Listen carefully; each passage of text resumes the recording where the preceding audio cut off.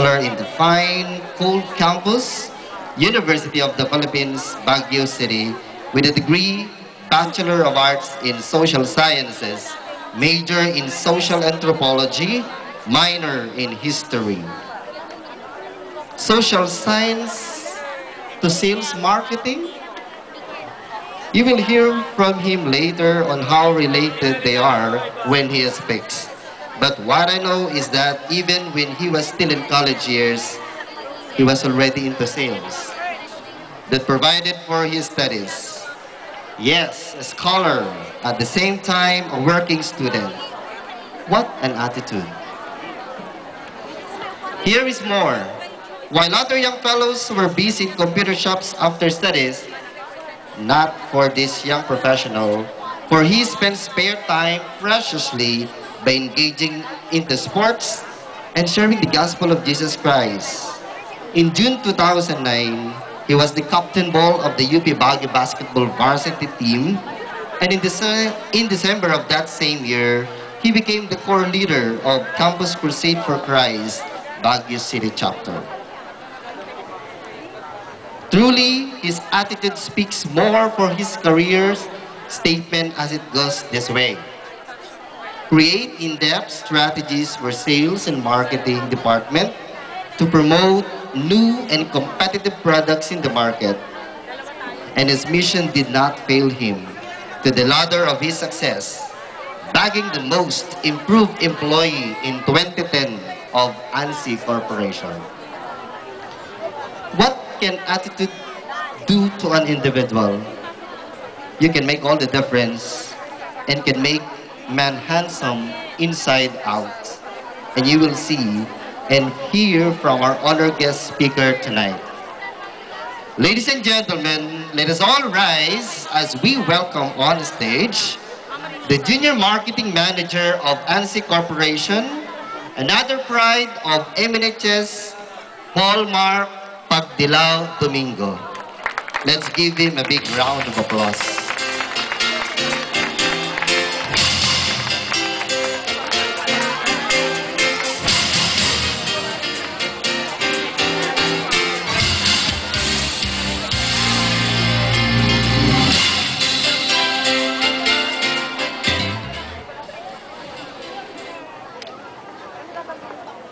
Thank you, Mr.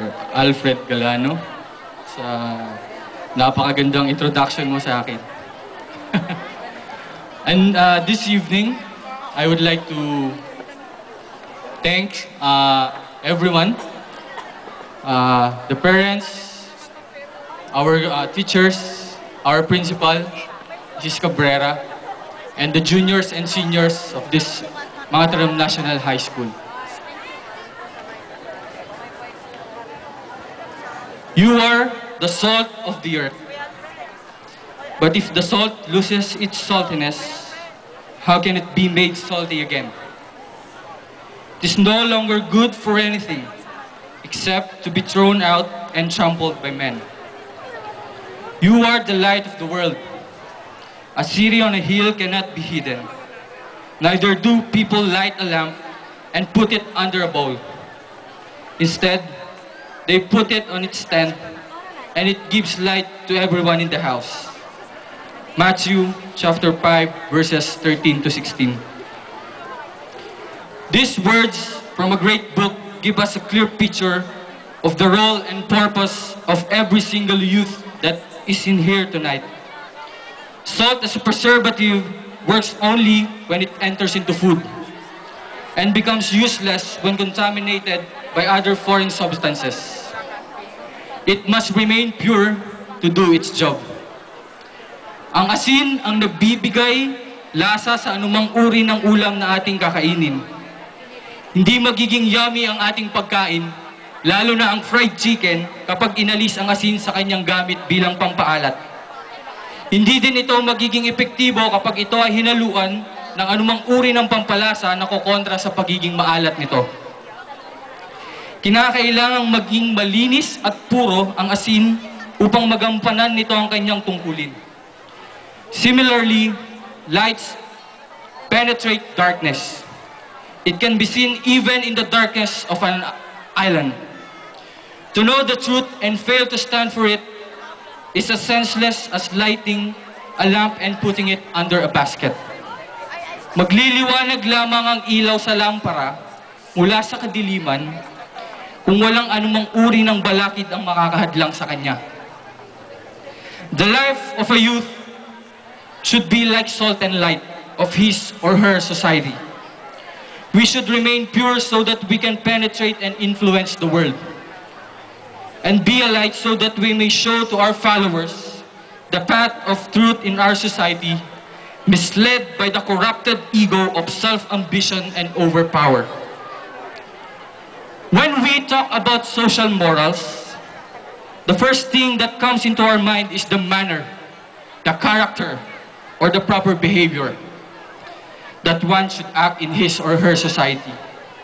It is our chosen action that gives the differentiation between what is right from what is wrong, between what is good from what is bad, from what is moral to what is immoral. Social morality is simply doing the right thing, which we are already born knowing, with the basic principle of act according to the maxim whereby you treat the world as an end and never as a mere means. You treat the world as an end and never as a mere means. To be socially moral is our ability to follow what is right with regards to the code of ethics that laid to us by our society since we were young. In a statement, it is always a choice to be socially moral. Out of the wide criterions of social morality, we should be glad that we are in a Christian community. We should be pleased because we already have a nation that is led by a foundation that can never be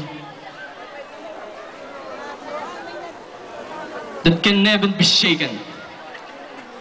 He offers a morality that is well established, pro-human, and is perfect.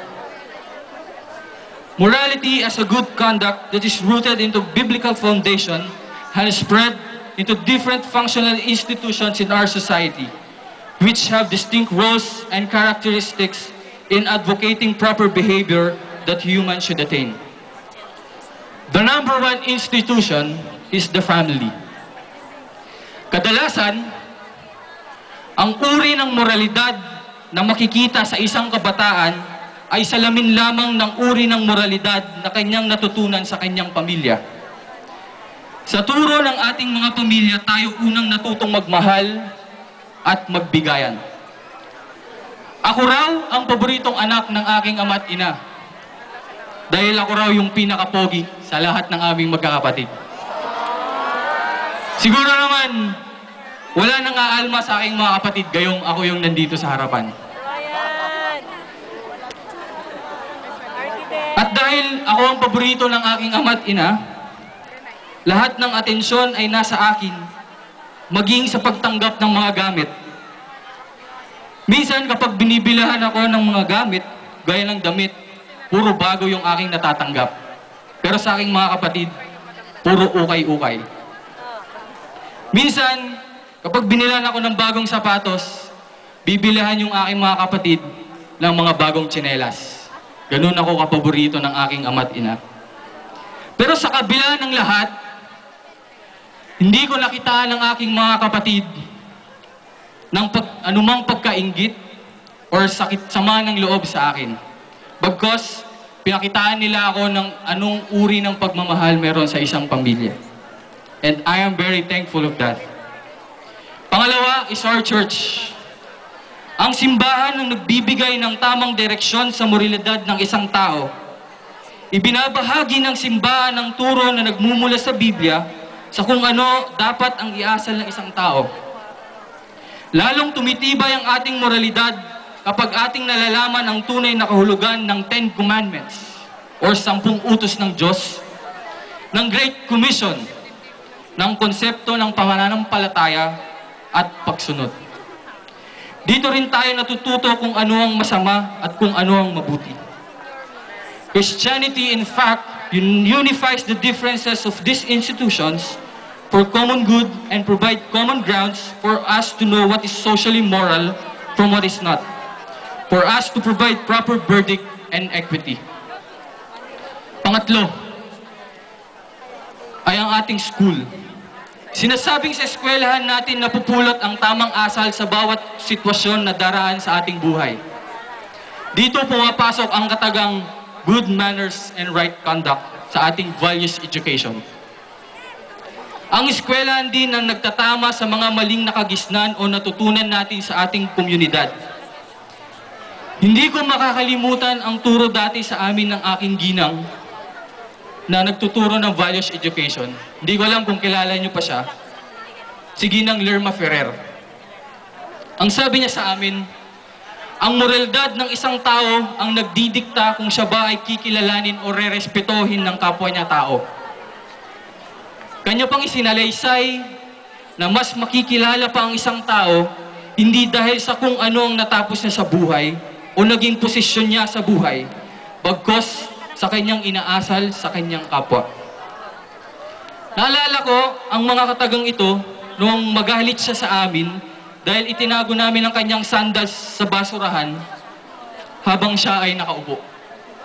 Kung paano napadpad sa basurahan, hindi ko na matandaan. Ganon kami kapilyo noon.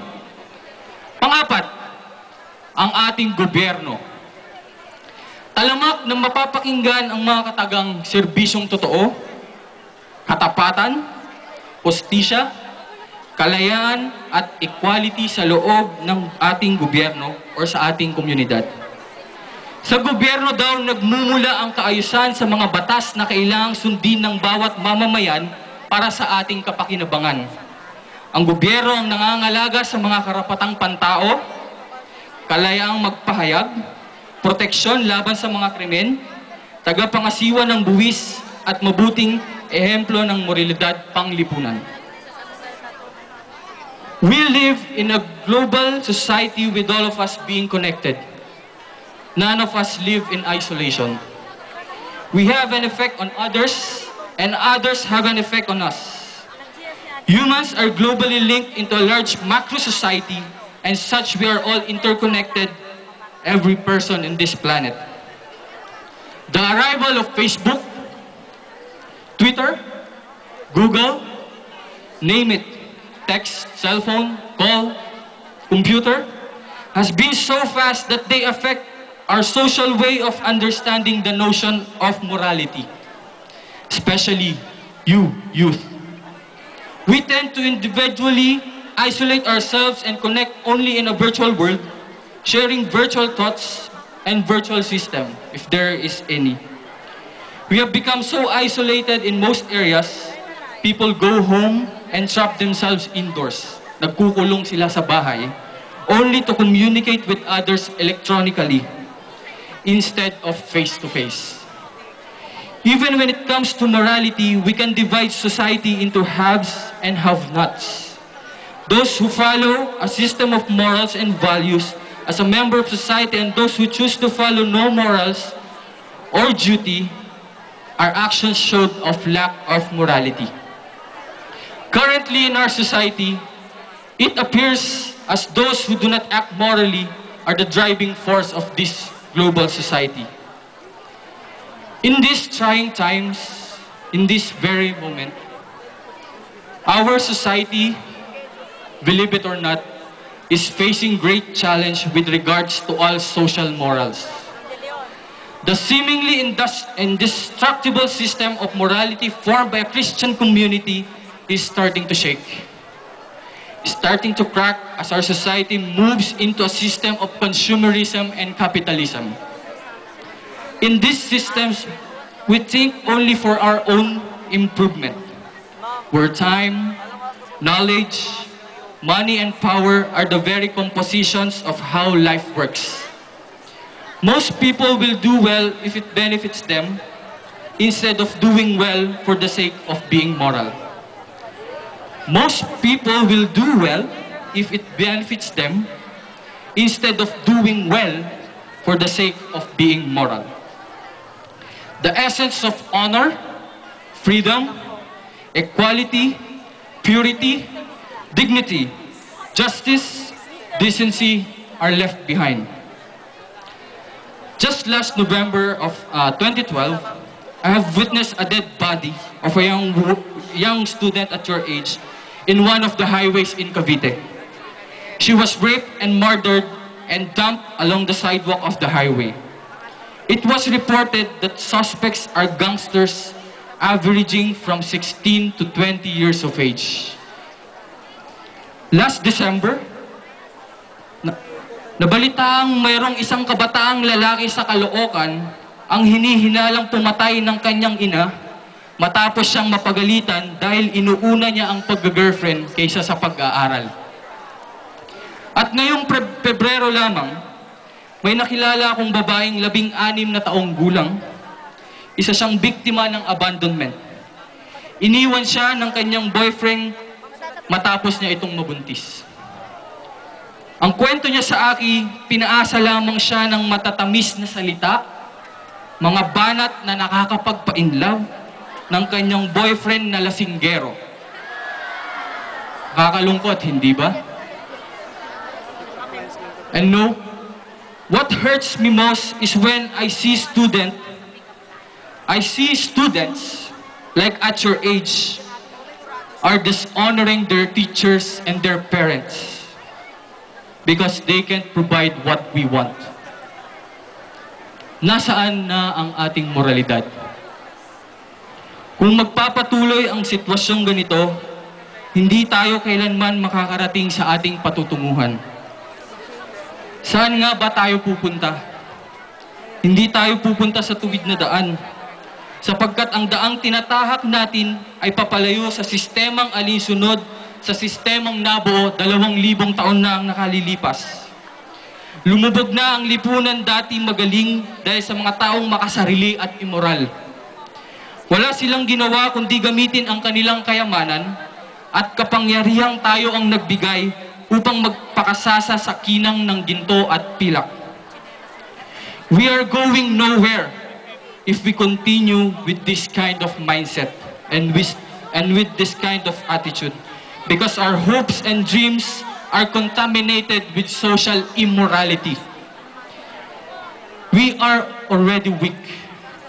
We move less in achieving social morals because our priority is how to improve our status in life. We always want to be rich. Few of us are struggling to take a step in prioritizing on how to retain our social morals. Social morality is not a dramatically different change in mindset, because people are already doing social morality in some ways. Unfortunately, sometimes the focus tends to get blurry and the moral choice isn't made. As rational human beings, we already know how to do the right thing, especially we are in a Christian community. It is also inborn into us. We just need to enhance it and keep it focused. We keep it focused by learning morality or relearning morals based on a global society and then practice social morality. Who will start the social movement retaining and relearning our social immorality? The answer is you. Those people that are not listening. Those youth that are not listening. The answer is you. Juniors and seniors, you are the hope of the land. This is according to Rizal, 150 years ago. You are the hope of our land and the pillars of our social morals. Our society needs you. As our society is changing so fast, we need you more than enough to make it controllable and to create an arena on focusing on our social works and social morals. We need you because you are the next generation that will lead this town. As the plants needed the sun to grow, you are the sun that will keep our society grow. You as pillars of social morals will provide strength for our society's stability. We should become pillars so that we can support the upright structure of our house, of our society. But let not greediness and power overcome you, like the past generation did. Make sure that this time, you pillars must be grounded in a firm foundation that is found in Jesus Christ. Oftentimes, when we feel like lost, we always go back to our first love.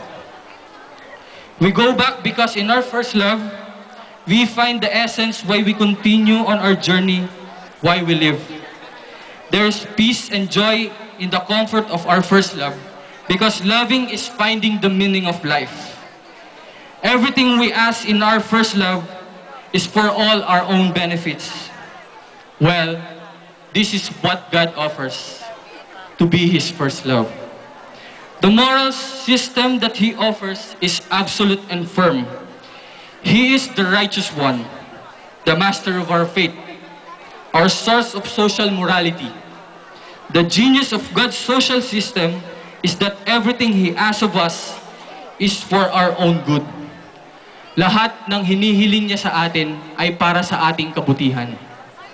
He gave us, for example, the 10 Commandments for us to be righteous and acceptable in our society.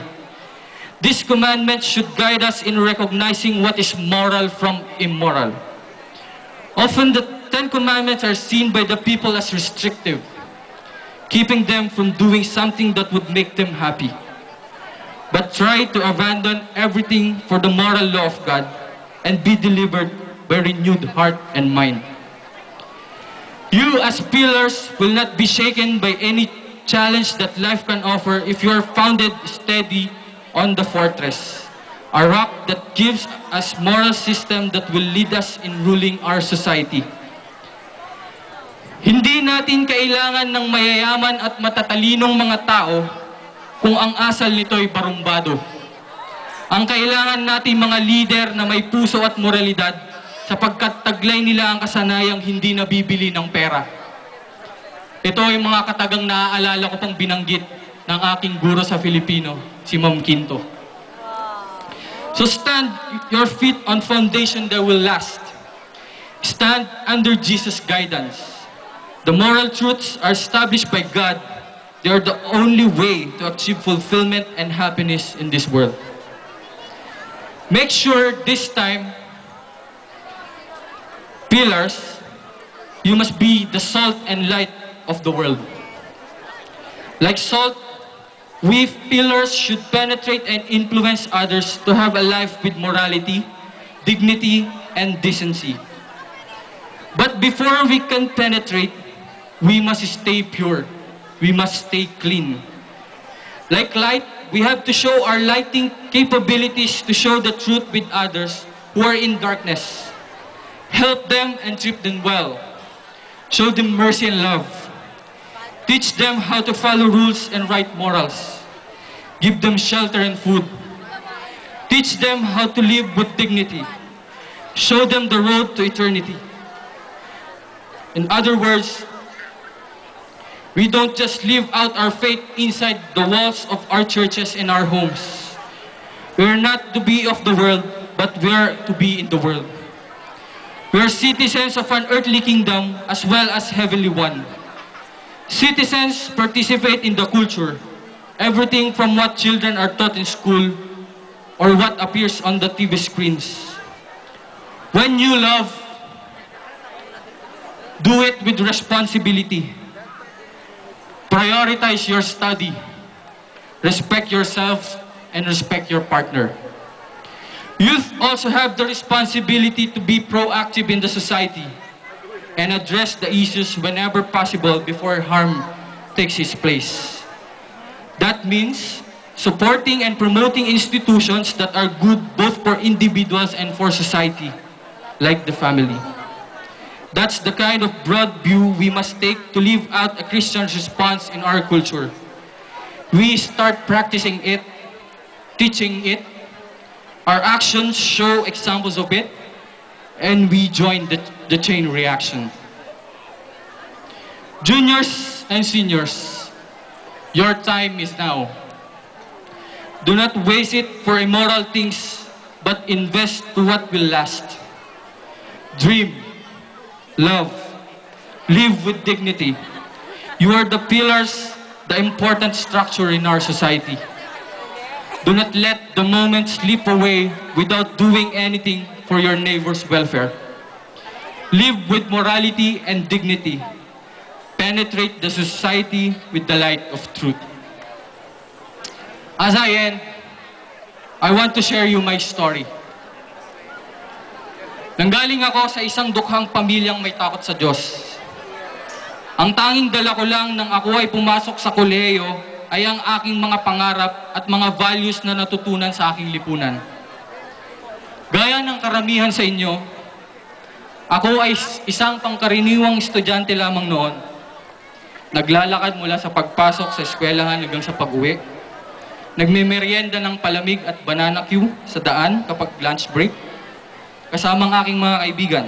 Siyempre, hindi mawawala ang kantahan at ang musika. Lalo ata naming pinasikat ang parokya ni Edgar at River Maya dahil sa parati namin inaawit ang kanilang mga kanta. Hindi nagtagal, ako ay nagtapos. At hindi naging madali ang buhay sa kolehiyo, lalo na at malayo ang iyong pamilya sa iyo at sadlak kayo sa suportang pinansyal. Sa katunayan, maraming pwedeng mangyari kapag sadlak ka sa kahirapan at gusto mong makapag-aral at makapagtapos. Hindi malayong magnakaw ka para lang makapag-aral. O di naman kaya magbenta ng ipinagbabawal na gamot o magbenta ng sarili para mag-survive. O di kaya mangloko ka ng kapwa mo para lang kumita para sa iyong pag-aaral. But the Lord is always good. He never let down those who hope in His name, in His mercy. Upang makapagtapos ng pag-aaral, pinili kong kumita ng pera para suportahan ang aking pag-aaral mula sa marangal na paraan. Naging tindero ako ng boneless bangus, ng rellenong bangus, ng espasol sa aking kaeskwela. Maging sa aking mga guro, naging tindero ako. Binentahan ko noon, maging ang aming mga admin officers. Maubos lamang ang mga bit-bit na dalang paninda galing dito sa atin. Isinantabi ko muna ang hiya para kumita. Ginamit ko ang free time ko para magtinda at para mangarap na balang araw ay makakaraos din. Gusto kong makapagtapos dahil alam kong ito lang ang paraan upang makatulong ako sa aking pamilya at sa aking lipunan. Ito lang ang paraan para makaalis sa kahirapan. After 5 years, nahuli ko na lamang ang aking sariling nakasuot ng sablay. Gagraduate na pala ako sa kolehiyo. Sa aking universidad, ang sablay ay simbolo na ikaw ay gagraduate ng may dangal at ng may kahusayan. Ibig sabihin, nalagpasan mo ang pagsubok na hiniharap sa iyo ng lipunan ng iyong eskwelahan at handa ka na para sa totoong hamon ng buhay. Nakahanap ako agad ng maayos na trabaho at mag-aapat na ako dito bilang isang manager. Hindi naglaon, nakapagtayo ako ng negosyong tumutulong para magkaroon ng hanap buhay ang mga walang trabaho sa aming barangay. Dahil sa trabahong iyon, nagkaroon muli sila ng pag-asang balang araw, magiging maayos din ng kanilang buhay gaya ng akin. Hindi ko na malayan sa 9 na taon na paghihintay at pagsisikap, dahang-dahan ko na palang nakakamit ang aking mga pangarap. Hindi kailanman naging madali ang buhay sa akin. Ngunit gumaan ito dahil ako ay nakatanim sa pundasyong hindi nagigiba. Sumuwang man ako sa iba't ibang hamon ng buhay, di ako matutumba dahil ang Panginoon ang aking sandigan. Mamumuhay akong marangal para sa aking sarili upang makuha ang respeto ng aking kapwa. Tutulong ako sa kanila sa lahat ng nangangailangan sa abot ng aking makakaya. 10 years from now, you will also be standing here. You will remember the things you decided to do on your own life. You will have your own mistakes, that's for sure. You will fall down. But make sure you will get up. You will have the success and glory in life. But I hope and pray that as you remember everything, you have had done enough to uplift your society's morality and dignity. In this prom, ladies and gentlemen, do your best for the one you love most. Take good care of them and don't ever let them go.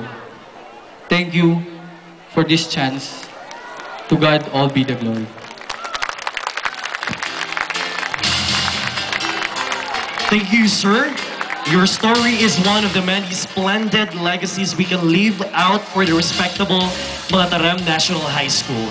And we are so honored to have listened to your successful account, and most certainly to being one best example to be tracked by our young leaders and professionals. May I then request our guests of honor and speaker to be on stage once again for the awarding of the plaque of appreciation. We likewise invite to be on stage our school principal, Ma'am Cherry Cabrera, Mrs. Leonora Sarsadilla, Head Teacher 6 of the Mathematics Department, Mrs. Ruth Kindo, Head Teacher 6 of the Filipino Department, Mr. Fidel Tolentino, Head Teacher 6 of the TLE Department, and Mr. Bobby Cabrera, Head Teacher 6 of the MAPE Department. The fourth year and the third year curriculum consultants respectively, Mr. Arlene Lee Orines, fourth year curriculum chair, and Mrs. Jocelyn Saura, third year curriculum chair, Mr. Manuel Arnimo, President, Mr. Miguel Arnimo, President, MNHS PTA BDO, Dr. Estrella Gico, Senior PTA President, and Mrs. Nelia Janet Paragas, Junior PTA President.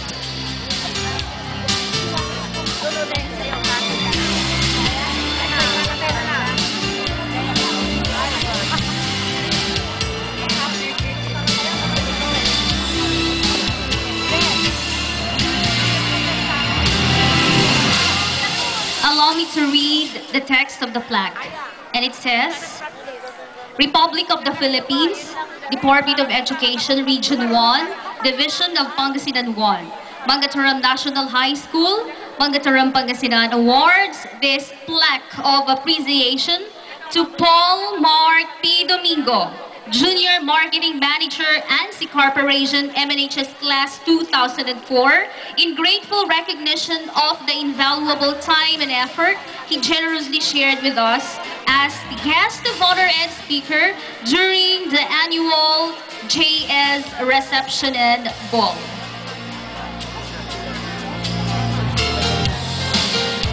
Fidel S. Tolentino, consultant, third year curriculum, together with Mr. Bobby C. Cabrera, Jocelyn Q. Saura, Mr. Miguel Arnimo, Mrs. Nelia Janet A. Paragas, and Madam Rosario O. Cabrera, all signed.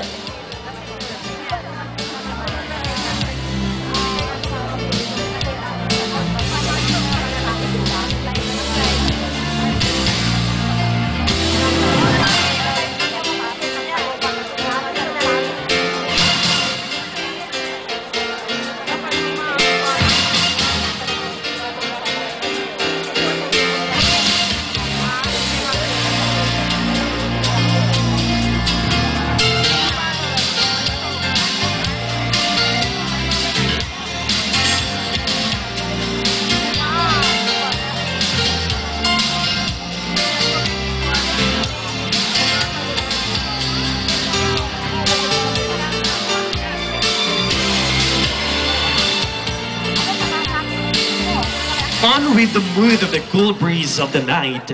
This dance piece and the next piece is on air will be for the juniors and seniors with their parents and guardians. Likewise, this is also dance souvenir of the faculty members, PTA officers and members, guests and visitors, Mr. Paul Mark P. Domingo, to be led by Sir Bobby Cabrera and Ma'am Cherry Cabrera. Music Maestro.